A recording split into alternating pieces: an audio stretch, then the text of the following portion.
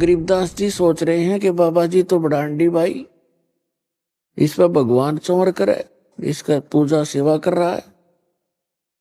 इतना सोच ही रहे थे, इतने में तेजो में शरीर जिंदा वाले स्वरूप में समा गए और अकेले जिंदा महात्मा के रूप में परमात्मा असंख्य ब्रह्मांड के कंट्रोलर और सृजनहार के सिंहासन पर बैठे।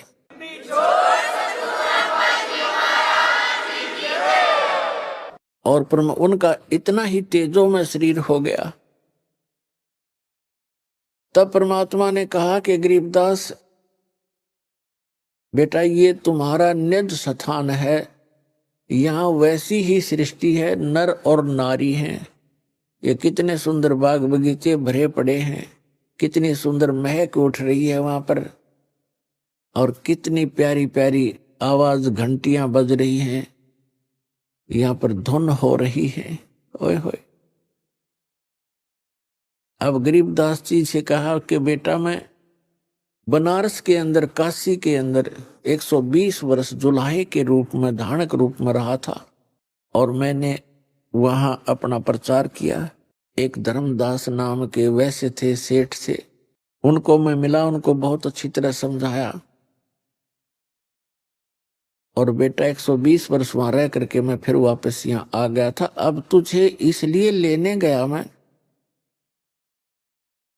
कि आप भगवान को पहचान कर संसार में जाकर के आंखों देखी महिमा का वर्णन करोगे, ताकि आने वाले समय में मेरे बच्चे मुझे पहचान सकेंगे। अब परमात्मा ने अपने आशीर्वाद से उनकी दिव्य दृष्टि खोल दी, उनका ज्ञान योग खोल दिया, और उसके अंदर अपना तत्व ज्ञान फीड कर दिया। और गरीबदास जी से कहा कि जा बच्चा, अब तू नीचे जा, जा, तेरे शरीर को अंतिम संस्कार के लिए चिता पर रख दिया है, अब उसको नष्ट कर देंगे वो, आप जाकर उसमें प्रवेश करो और मेरे गवाह बनो।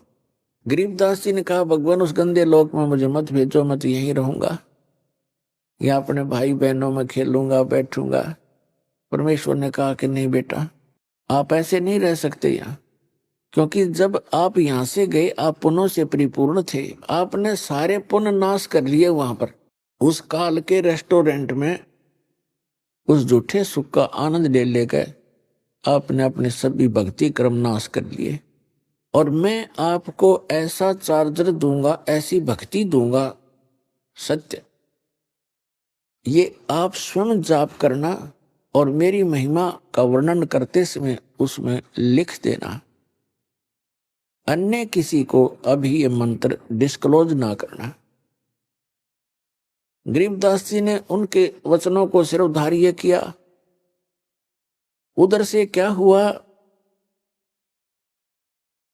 कुछ समय के बाद, 2-3 घंटे के बाद, जो पाली चले गए थे ग्वाले, वहां से उन दोनों को छोड़कर, आत्मा और परमात्मा को, 2-3 घंटे के बाद उनको ध्यान आया कि वो बच्चा कहाँ बैठा है, लड़की का लड़का, वो बाबा जी चला गया कि नहीं।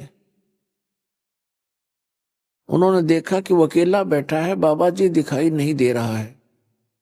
एक उनमें से ग्वाला आया, उसने कहा कि रे गरीबू खड़ा हो भाई, तेरा टाइम, तेरा नंबर आ गया गाय घेरने का।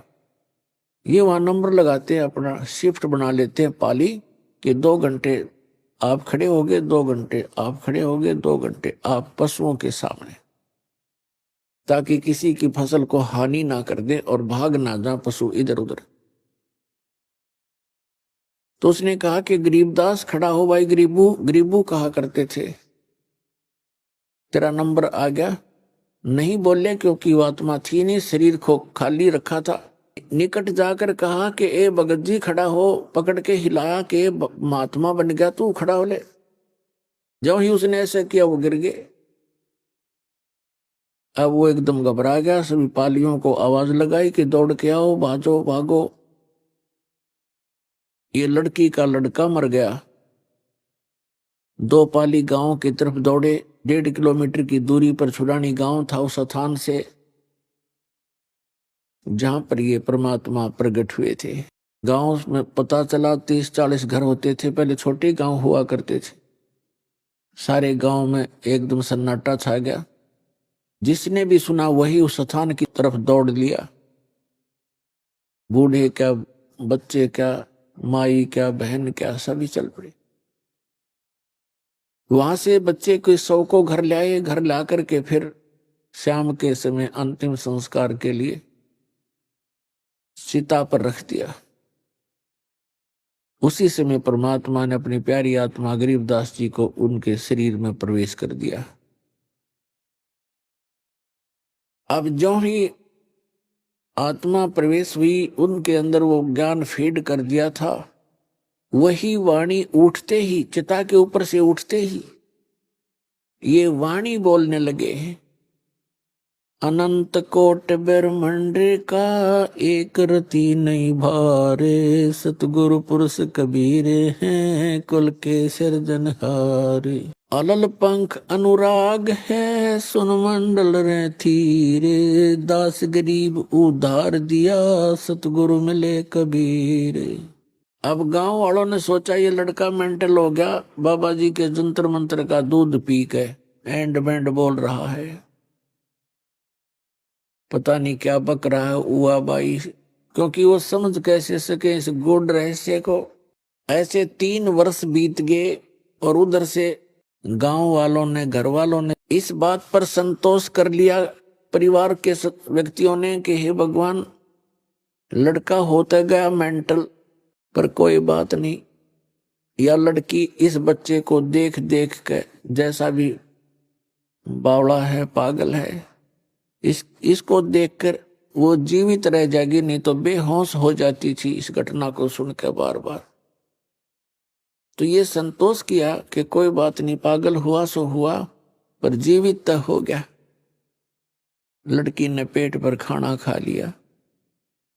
ऐसे 3 वर्ष बीत गए। एक गोपाल दास नाम के दादू पंथ के एक संत थे, जो बनिए के घर जन्म था उनका, और वो दादू पंथ से दीक्षित होकर के घर त्याग चुके थे, बाल बच्चों का विवाह करके फ्री हो गए थे, और वो ऐसे घूमते फिरते थे, शिष्य बना रखे थे, गांव में वहां जाते थे, उनके घर रुकते थे, घूमते फिरते, जिसको रमता राम कहते हैं। और दादू साहब जी को भी परमात्मा मिले थे जब वो 7-8 वर्ष के थे। जंगल में खेल रहे थे, बनी में 2-4 बच्चे और भी बैठे थे। तब परमात्मा आए, उनको ज्ञान सुनाने लगे। बच्चे, छोटे बच्चों को रुचि बहुत होती है, वो कोई कथा कहानी सुन के बड़े प्रसन्न होते हैं। तो 3-4 बच्चे थे, वो और 4-5 और थे, एक दादू जी थे।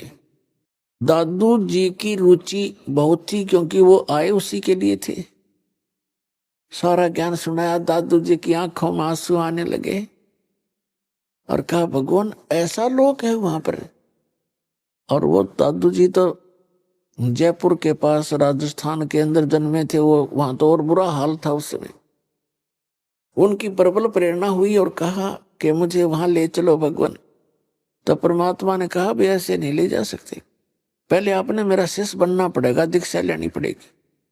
ऐसे गरीबदास जी को भी प्रथम मंत्र देकर परमात्मा सतलोक लेकर गए थे, और गाय के, कुंवारी गाय के दूध से उनको वो अमृत पान कराया था, जिसको पान परवाना कहते हैं।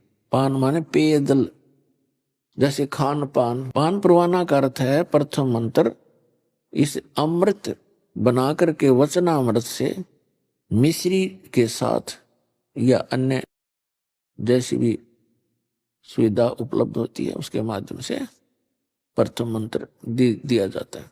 तो वहां परमात्मा ने कहा, एक पान के पौधा था निकट ही, पान का पेड़ था, उससे एक पत्ता तोड़ के लाया, बच्चा के पत्ता तोड़ के लाया।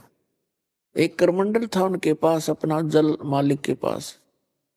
परमात्मा ने कहा कि प्रथम मंत्र लेकर फिर मैं तुझे ले जा सकूंगा।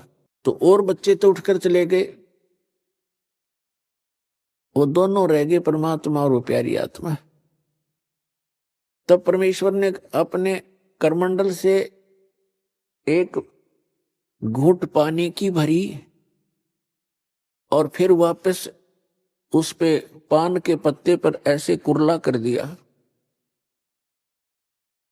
और कहा, ले बच्चा ये नाम ले और इसको पी ले।